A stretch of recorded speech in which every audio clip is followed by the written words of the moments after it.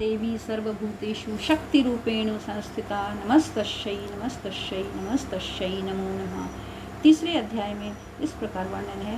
महर्षि मेधा कहते हैं, जब महिषासुर की सेना नष्ट हो गई और उस सेना का सेनापति चिक्षुर था, वो गुस्से में भरकर देवी से युद्ध करने के लिए आगे बढ़ा। वो देवी पर इस तरह से बाण वर्षा करने लगा जैसे सुमेरु पर्वत पानी की धार बरसा रहा हो। इस प्रकार देवी ने अपने बाणों से उसके बाणों को काटा और उसके घोड़े और सारथी को मार दिया। उसके धनुष और उसकी अत्यंत ऊंची ध्वजा को भी काट कर नीचे गिरा दिया। जब उसका धनुष कट गया और उसके शरीर के अंगों को भी अपने बाणों से देवी ने बींध दिया। धनुष, घोड़ों और सारथी के नष्ट होने पर वो असुर ढाल और तलवार लेकर देवी की तरफ आया। उसने अपनी तीक्ष्ण धार वाली तलवार से देवी के सिंह के मस्तक पर प्रहार किया और बहुत वेग से देवी की बाईं भुजा पर वार किया, किंतु देवी की बाईं भुजा को छूते ही उस दैत्य की तलवार टूटकर दो टुकड़े हो गई।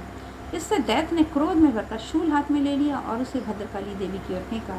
देवी की ओर आता हुआ वो शूल आकाश में गिरते हुए सूर्य के समान जल उठा, प्रज्वलित उठा। उस शूल को अपने आते देख देवी ने भी शूल छोड़ा और महाअसुर के शूल के 100 टुकड़े कर दिए। साथ ही महाअसुर के प्राण भी हर लिए। चिक्षुर के मरने पर देवताओं को दुख देने वाला चामर नामक दैत्य हाथी के सवार होकर आया और उसने अपने आने के साथ ही शक्ति से देवी पर प्रहार किया, किंतु देवी ने अपने हुंकार से उसे तोड़कर पृथ्वी पर डाल दिया।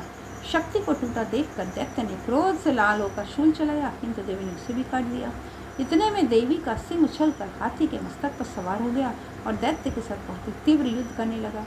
फिर वो दोनों लड़ते हुए हाथी पर से पृथ्वी पर आ गिरे और दोनों बड़े क्रोध से लड़ने लगे। फिर सिंह ने बड़े जोर से आकाश की ओर उछला और जब वो पृथ्वी की ओर आया तो अपने पंजे से चामर का सिर धड़ से अलग कर दिया और क्रोध में भरी हुई देवी ने शिला, वृक्ष आदि की चोटों से उदग्र को भी मार दिया। कराल को दांतों, मुख को और थप्पड़ों से ही चूर्ण कर डाला।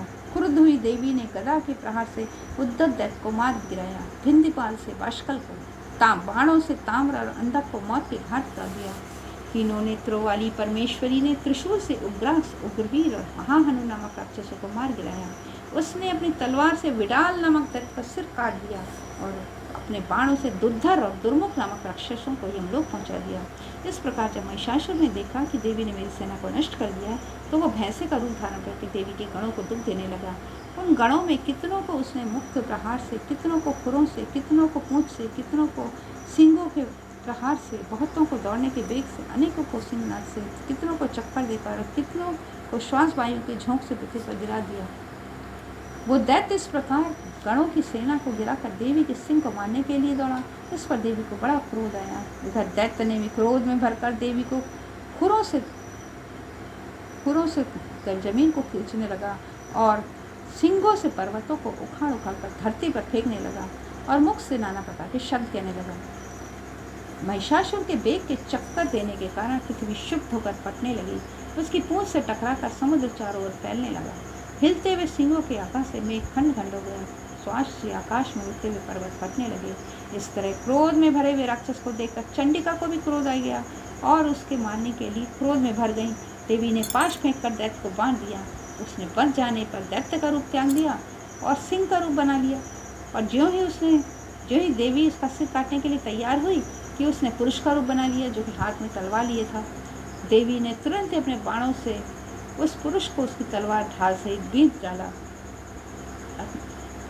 इसके पश्चात वो हाथी के रूप में दिखाई देने लगा और अपनी लंबी सूंड से देवी के सिंह को खींचने लगा और गरजने लगा। देवी ने तलवार से उसकी सूंड को काट डाली। तब राक्षस एक बार फिर भैंसा का रूप धारण करके पहले की तरह चराचर जीवों सहित समस्त लोगों को व्याकुल करने लगा। इसके पश्चात क्रोध में भरी हुई देवी बारंबार उत्तम मधु का पान करने लगी और लाल लाल नेत्र करके हंसने लगी। उधर बलवीर और मध्य से क्रुद्ध हुआ दैत्य भी गरजने लगा। अपने सिंगों से देवी पर पर्वतों को फेंकने लगा। देवी अपने बाणों से उसके फेंके हुए पर्वतों को चूर्ण करती हुई बोली, ओ मोड़, जब तक मैं मधुपान कर रही हूँ तब तक तू गरज ले, और इसके पश्चात मेरे हाथों तेरी मृत्यु हो जाने पर देवता गरजेंगे। महर्षि मेधा कहते हैं, यूं कहकर देवी उछल कर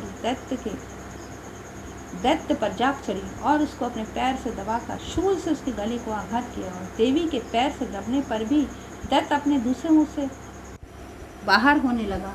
अभी वो आधा ही निकला था कि देवी ने अपने प्रभाव से उसे रोक दिया। जब वो आधा निकला हुआ दैत्य युद्ध करने लगा तो देवी ने तलवार से उसका सिर काट दिया। इसके पश्चात सारी राक्षसी हाहाकार करती हुई वहाँ से भाग खड़ी हुई और सब देवता अत्यंत प्रसन्न हुए और ऋषियों महर्षियों से देवी की स्तुति करने लगे। गंधर्व राज गान करने लगे और अप्सराएं नृत्य करने लगी।